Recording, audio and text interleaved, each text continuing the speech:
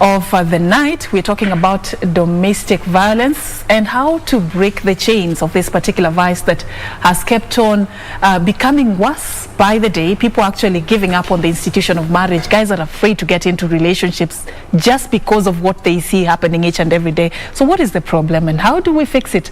Even if just thinking about it, is there even a solution? That's what we want to discuss. Is there hope? That's what we want to discuss tonight. But before we get into the conversation and I'm letting my guest into this, there's just something we've, compiled for you, a sample of what has been going on. There's quite a number of cases that have been reported across the media recently. And these are just a few cases to give you an idea of what is happening. There are thousands others who are quiet and suffering in silence in their small corners of the world. Just watch this just to get a glimpse of what is really happening, and then we can get into our discussion with my guests tonight. Hiyo kifo imetustua sana. Juu ni watu walikuwa wamependana sana na mapenzi yenye hata mtu hata angeamini ati itafika hapa.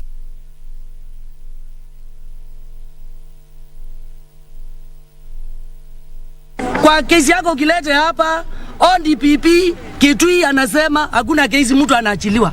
Nao ndio watu wale wanapawa tutetee.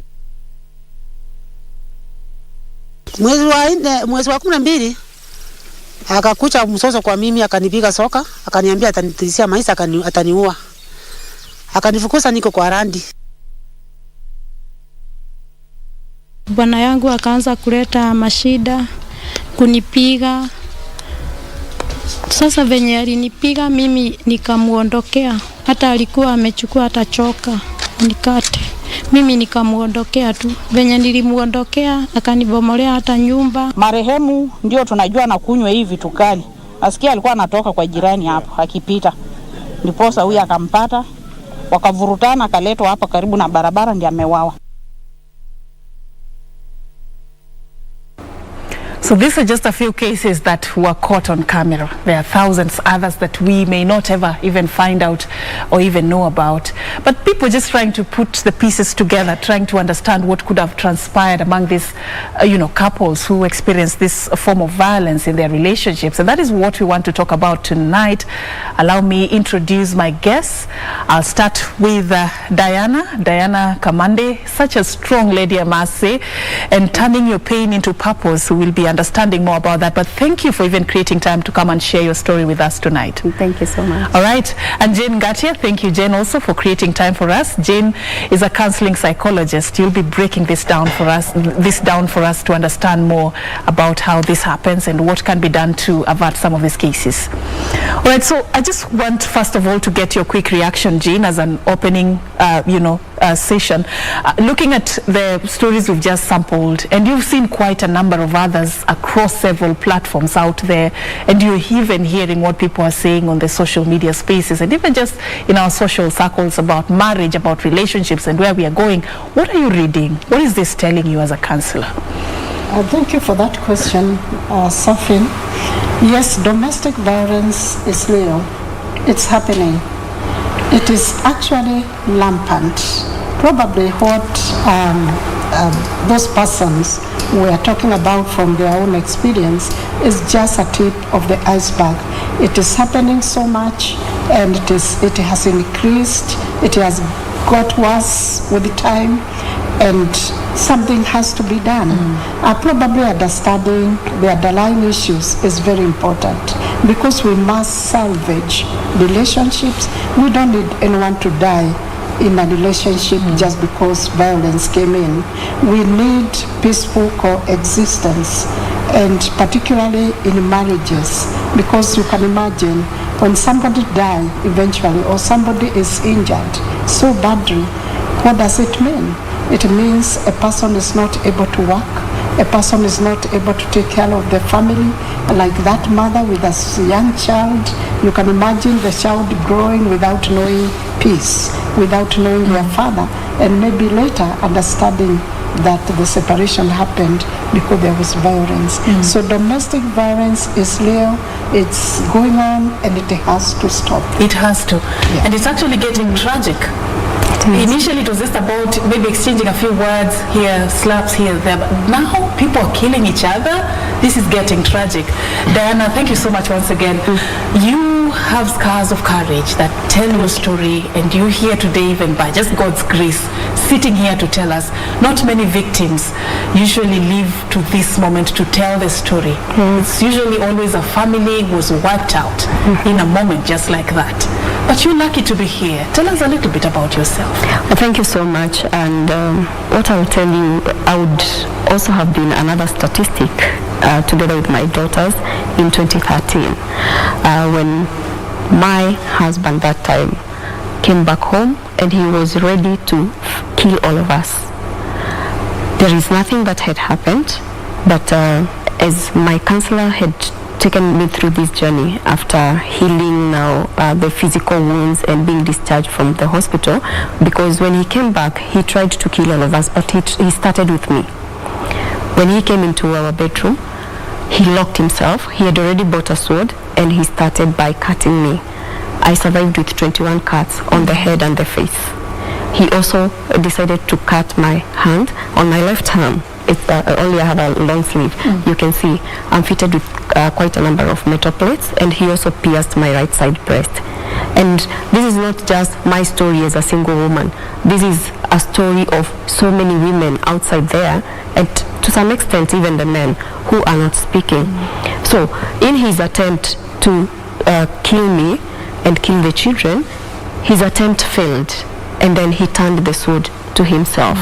And this is how now I became a survivor of domestic violence. The society is against me. Everybody is just throwing words on me, and this is one of the problems that we have with our society. All right, let me just take you back a little bit before these accusations came to you. So this man, may his soul rest in peace, did he just come that night and from nowhere he did this, or there's a genesis, there's something that happened that led to that? Actually, we never had bad blood. The way people say that there was something that triggered him. Actually, the very day we had left for work together, he used to give me a ride to town, and then he could proceed because he was working in Lavington. So we had even conversations. And the next morning, which was on a Saturday, we had one of our best friends' wedding in church. And our daughters were part of the Flower Girls. So I remember we had conversations even during the day, and I could remind him that I'm leaving work early so that I can go to church. We have those wedding preparations, then rush home. When I was leaving church going home, I remember even he asked me what I was cooking for dinner, and I told him, and he proposed what he wanted to eat. So I cannot remember at any point where we had like exchange of words or issues. Was this your way of life as a couple? How would you describe yourself? Yeah, we had our, it was our way of life, but like any other marriage, we had our ups and downs, but you cannot say that it was a mountain. We had our, you know, the way like you have a problem and you sort it out, and that is the end of it. But the problem that came in that day, it seems there was another underlying issue, the way she has said. There was an underlying issue that he never mentioned about. Yeah. I don't know whether this is the point I ask, whether you saw any red flags, but I feel like that's a question for later. I want to go way back. I've interacted with your story at least, and you say that this is the one person that for the first time in your life told you that you were loved. He made you feel loved, he made you feel valued, and that is how it ended up into this particular marriage. Did you feel like this could happen from somebody you held so dear after it did? Actually, I never thought that we could ever have differences that could lead to domestic violence, because we usually had, we had problems like any other family, but they were not consistent. You see, like the way you would have a difference and then you sort it out. We never even had to go to that point like people go to their pastor to seek for help. No, we just had the normal problems and you could sort them out and life goes on. He was one loving man. He loved his children so much, and I believed also he loved me. But I think I had also a wrong interpretation of what was love, because to me, I thought the way he could take me out, he could buy me clothes, I thought I was so valued and so loved, but I think it was a wrong interpretation. But this one you came to learn later, this one I that came you to misinterpreted what love meant. I misinterpreted what love was, because, and this is what I tell young girls, love is not about somebody taking you out, buying you clothes, taking you to nice hotels. No, love is deeper than material things or whatever is being presented to you on the table. Jen, how do you interpret this? I mean, it's just one night and then this happens. There is no history of abuse, and there are so many people who say that, hatugombani, tuko sawa, we are okay, we love each other, and then something like this happens. How do you interpret this as a counselor? That's a very important observation, and actually from records, from research and so on, it is established that by the time the person gets to that point of taking action to harm someone else or to harm themselves, like Diana has said, there must have been build-up of stressors, things he was not able to deal with. And if he was an introvert or a person who does not like talking about his own personal things, then that could have been a real problem. So there was build-up of pressure, and he was unable to deal with that.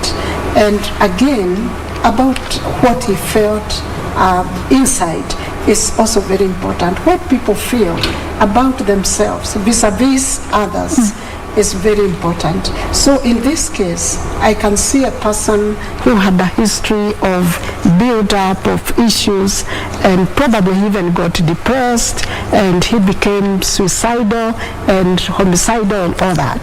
Because the confusion now comes between, is it myself or is it that other person? And really, it's not about love. It's about what the person interprets things around himself, and particularly with the people who are very close to him. So if he was a person who could have been able to talk, or if she was able to read a few signs here and there, maybe moments of down, moments of up, and so on, there could even have been other underlying psychological, mental issues that sometimes are not very easy to read. All right. Yeah. I'll come back to you so that we look at these signs, because this is where many people miss the point, and then you realize when it's too late.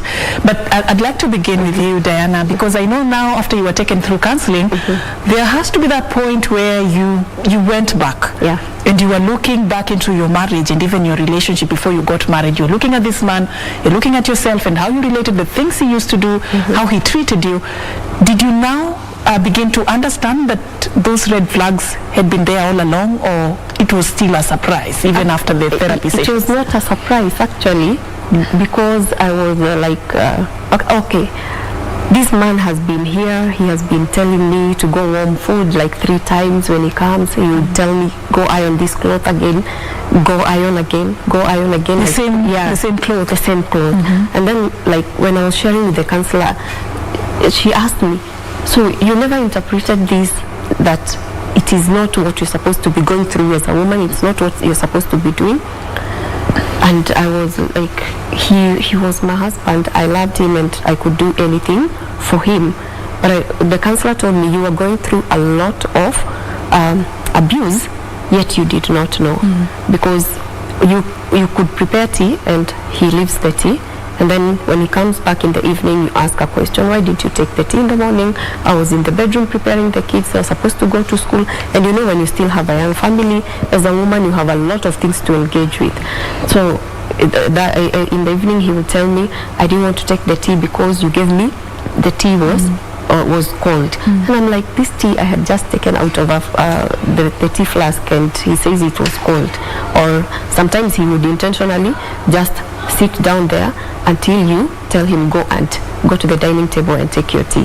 So there are some of these signs. And then the other thing, he was an introvert. He never used to speak a lot.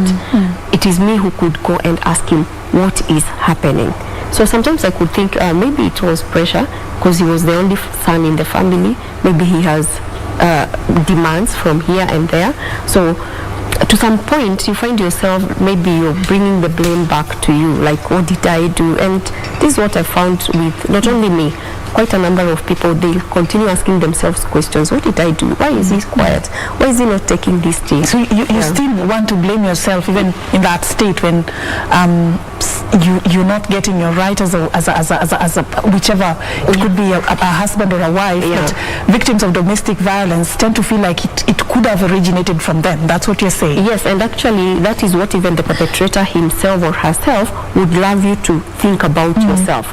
Okay. They leave the whole burden to you. They don't want to talk. They don't want to tell you what is going through their mind or share if maybe they have gone through a period of heartache. You know, it is important to pour out to your partner. But it is me who kept on asking. He could not come out, and yet vice versa. If I'm going through something, I don't keep quiet with it. You open up. Yeah. Jen, what is it that people need to look out for? The danger signs, because this was not a physically abusive marriage, and many people would say, okay, we're fine, we're not fighting, we're just okay. What is it that people need to look out for? In a close relationship, like in a marriage, it is possible to tell that all is not well. If you have known the person before, or you are getting to understand them as the relationship grows, there are few changes that will happen. For instance, if a person used to talk and suddenly they kind of like shut down, that is a telltale sign that all is not well. Sometimes people get into drugs abuse, probably if it doesn't matter to them, alcoholism, you know, addictions, all kinds of addictions. And that again should, be checked because the person sometime will hide behind the drugs, you know. They are not able to deal with the real issues. Abuse can come also in different ways. Like what Diana has cited is very important, that there was that emotional and psychological sabotage. Asking someone, an adult, to do something again and again, ordinarily that is not normal, particularly in a relationship. It's only that she wasn't, it didn't tick. But ideally, when a person keeps on putting the other one on the spot, making them carry the blame, making them feel guilty for things they did do, that in itself is actually abuse, and it should not be underestimated. Because with domestic violence, especially for people in a relationship, it escalates from one level to another. Okay. It begins slowly, and someday something erupts, and it's like, what? We didn't expect this. All right. Yeah. Thank you, Jane, for that. I'll allow you, Diana, to have the last word on this, but I have a feeling this has to continue.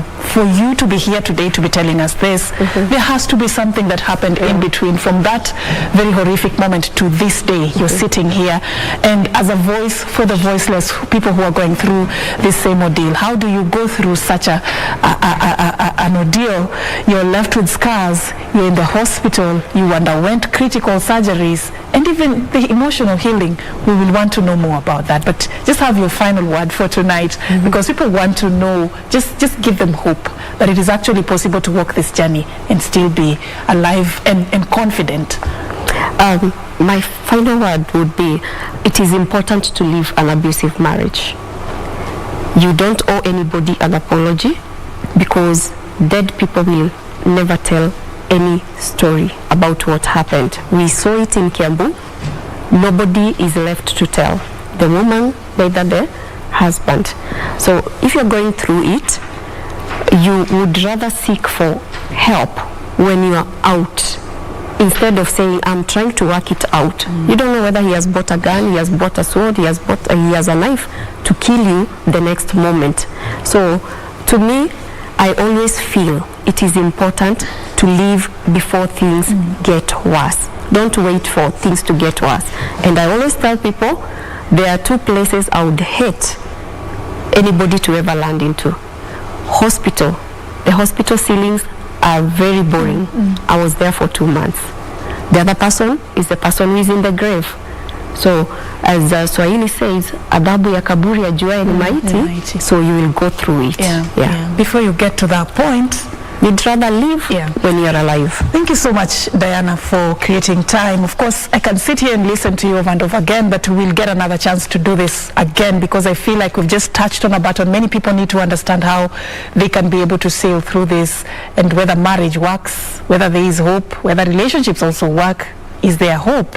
They will be telling us. Keep watching this space. This is Sunday Express. I'll be now handing it over to John Jacob Curia for the latest in the world of sports.